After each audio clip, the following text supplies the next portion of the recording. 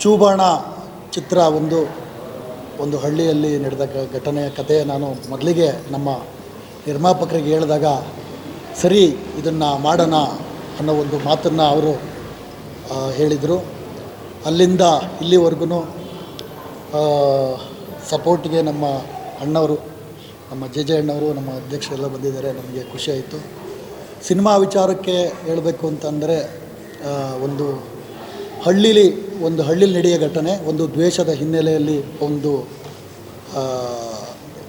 ಒಂದು ಹಳೆಯ ವೈಷಮ್ಯಕ್ಕೆ, ದ್ವೇಷಕ್ಕೆ ಇವತ್ತು ತುಂಬ ಕೊಲೆಗಳು, ಏನೋ ಒಂದು ಸಣ್ಣ ಪುಟ್ಟ ವಿಚಾರಕ್ಕೂ ಒಂದು ಮನಸ್ತಾಪವನ್ನು, ಚಿಕ್ಕದಾಗಿರೋ ಮನಸ್ತಾಪನ ದೊಡ್ಡದಾಗಿ ಇಟ್ಕೊಂಡು ಒಂದು ಕೊಲೆ ಲೆವೆಲ್ಗೆ ಇವತ್ತಿನ ಸಮಾಜ ತಲುಪಿದೆ. ಆ ಒಂದು ಹೆಳೆನ ಇಟ್ಕೊಂಡು ನಾವು ಈ ಚೂಬಾಣನ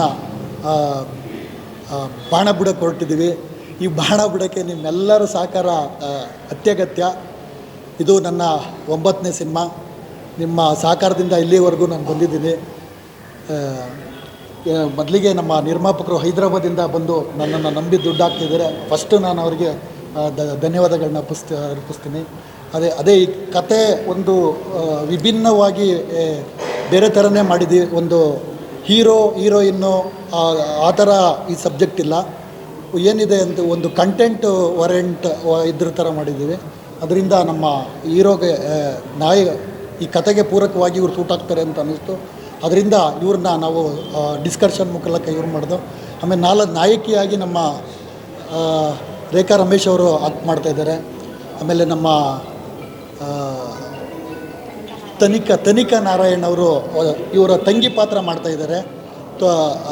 ಹಂಗೆ ನಮ್ಮ ಆಯುರವರು ಒಂದು ವಿಲನ್ ರೋಲ್ನ ಮಾಡ್ತಾಯಿದ್ದಾರೆ. ಹೀಗೆ ತುಂಬ ಜನ ಒಂದು 2-3 ಕ್ಯಾರೆಕ್ಟರು ಹಳಬ್ರನ್ನ ಇಟ್ಕೊಂಡು ಪ್ಲ್ಯಾನ್ ಮಾಡ್ತಾಯಿದ್ದೀವಿ. ಅತಿ ಶೀಘ್ರದಲ್ಲೇ ಇನ್ನೊಂದು 10 to 15 ಡೇಸಲ್ಲಿ ಶೂಟಿಂಗ್ ಒಂದೇ ಶೆಡ್ಯೂಲ್ ಪ್ಲ್ಯಾನ್ ಮಾಡಿದ್ದೀವಿ. ಒಂದು 20ರಿಂದ 25 ದಿನಗಳ ಕಾಲ ಮೈಸೂರಲ್ಲೇ ಒಂದು ಹಳ್ಳೀಲಿ ಪ್ಲ್ಯಾನ್ ಮಾಡಿದ್ದೀವಿ. ಒಂದು 25 ದಿನ ಶೂಟಿಂಗ್ ಮಾಡೋ ಎಲ್ಲ ಪ್ರೋಗ್ರೆಸ್ ನಡೀತಾ ಇದೆ. ಈ ಚಿತ್ರದಲ್ಲಿ 2 ಹಾಡುಗಳಿದ್ದಾವೆ, 2 ಫೈಟ್ ಇದ್ದಾವೆ. ಅದಕ್ಕೆ ಯಾವ ರೀತಿ ಪೂರಕವಾಗಿ ನಮ್ಮ ಫೈಟ್ ಮಾಸ್ಟರ್ ಇರ್ಬೋದು, ನಮ್ಮ ಡ್ಯಾನ್ಸ್ ಮಾಸ್ಟರ್ ಇರ್ಬೋದು, ಎಲ್ಲ ಡಿಸ್ಕಷನ್ ಮಾಡಿ ಎಲ್ಲ ಒಂದು ಒಳ್ಳೆಯ ಸಿನಿಮಾ ಮಾಡಬೇಕು.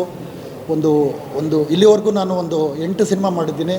ತುಂಬ ತಪ್ಪುಗಳಾಗಿದ್ದಾವೆ. ಆ ತಪ್ಪುಗಳೆಲ್ಲ ತಿದ್ಕೊಂಡು ಈ ಚಿತ್ರದಲ್ಲಿ ಯಾವುದೇ ತಪ್ಪುಗಳನ್ನ ಮಾಡಬಾರ್ದು ಅನ್ನೋ ಒಂದು ಛಲದ ಇಟ್ಕೊಂಡು ಒಂದು ಸಬ್ಜೆಕ್ಟಿಂದ ಹಿಡಿದು ಸ್ಕ್ರಿಪ್ಟಿಂದಲೇ ಒಂದು ಸ್ವಲ್ಪ ಬೇರೆ ಥರ ಮಾಡಬೇಕು ಅಂತ ಒಂದು ಆಲೋಚನೆಯಲ್ಲಿ ಈ ಸಿನಿಮಾ ಮಾಡ್ತಾಯಿದ್ದೀವಿ.